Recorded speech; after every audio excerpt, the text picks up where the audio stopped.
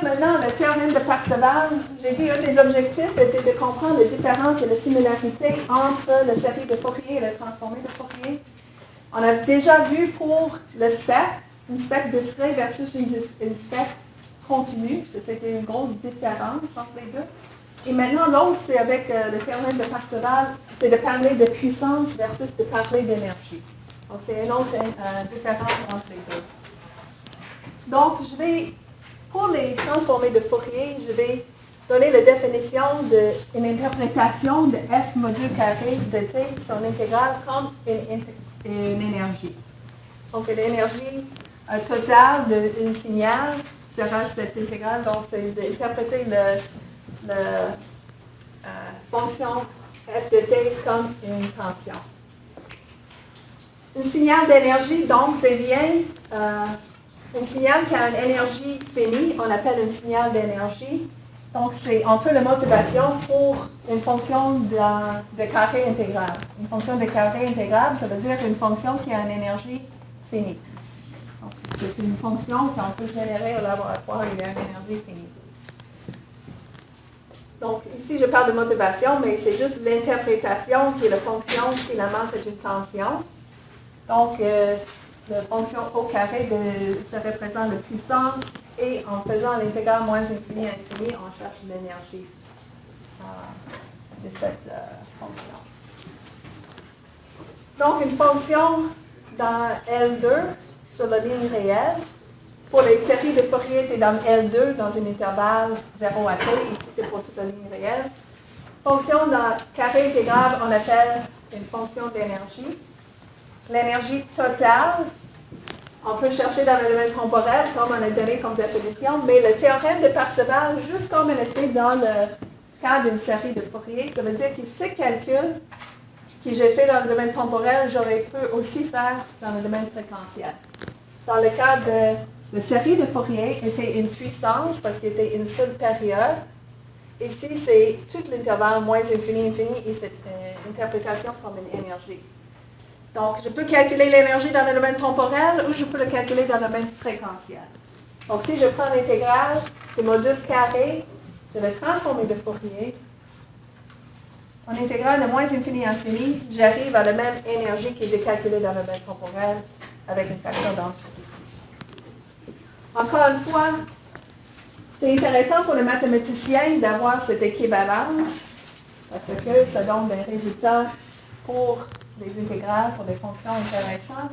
Et pour nous, c'est ce qui est important, c'est l'interprétation c'est ce qui est dans l'intégrale ici, ça représente une distribution d'énergie parmi toutes les fréquences disponibles.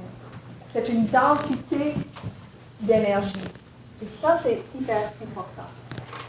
Quand je veux savoir comment est-ce que le signal est concentré dans une certaine fréquence, c'est la densité d'énergie qui va m'aider.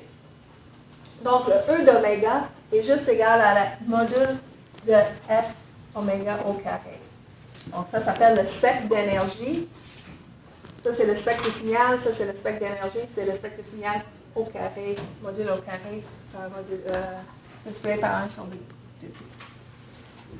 Donc, ce qui est intéressant, je peux maintenant donner la définition de l'énergie dans une bande de signal. Énergie dans une bande de signal, une bande de fréquence.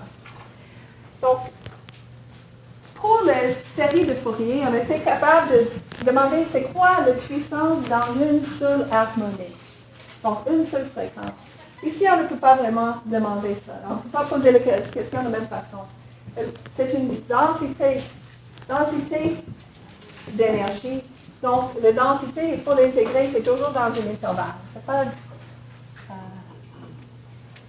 donc, c'est d'évaluer entre un intervalle et c'est juste de mettre le module au carré dans l'intégrale. Je vais donner un exemple. Je vais vous donner un exemple d'une fonction que je n'ai pas calculée, la transformer encore, mais nous allons le faire la semaine prochaine, peut-être aujourd'hui. Donc, je donne l'exemple d'une exponentielle décroissante des deux côtés. Donc, c'est une exponentielle décroissante. Donc, pour les t positives, j'ai e à la moins bt. Mais pour le T négatif, c'est E le BT. Donc, c'est toujours décroissant. Si j'avais juste E le BT, E le moins BT, ça serait décroissant pour T positive et pour T négatif, ça va exploser. C'est ça, pas ça que je veux. Donc, c'est comme une définition ici, c'est E le moins BT. Et ici, c'est une autre définition, E le plus BT.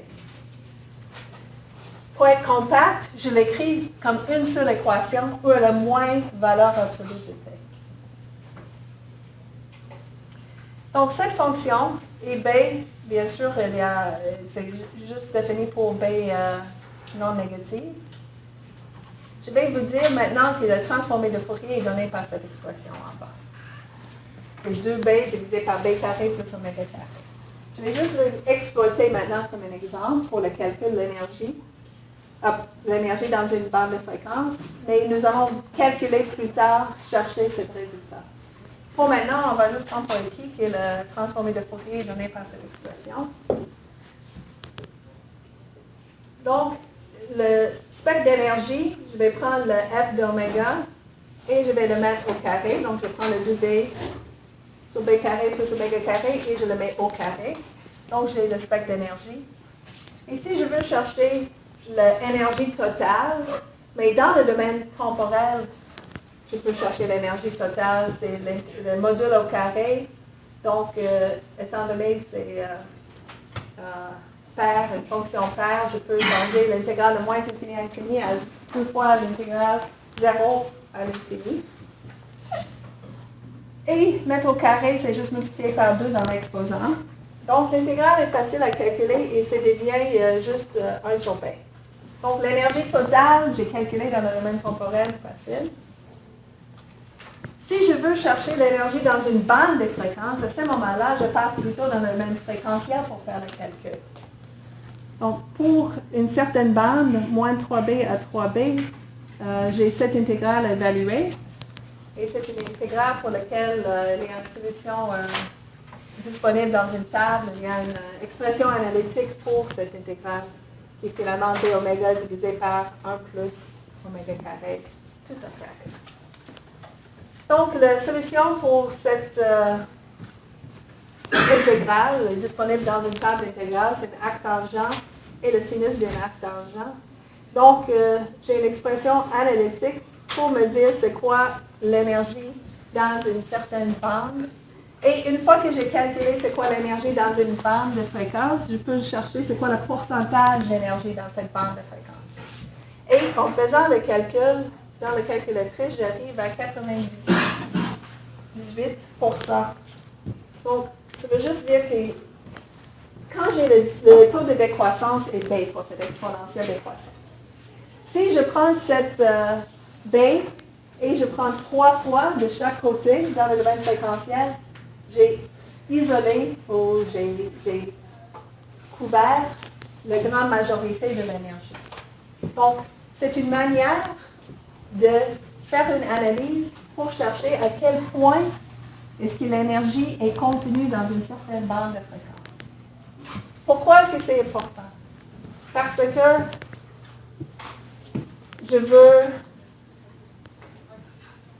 que le signal soit le plus fidèle possible et je sais que le paire torsadé ou le canal de communication, il y a une certaine bande passante. Et supposons qu'il y a certaine bande passante, est-ce que c'est de moins jusqu'à 3B, c'est le contenu maximal que le canal peut passer. À ce moment-là, je sais que ce n'est pas grave parce que la grande majorité de l'énergie passe par celui-là.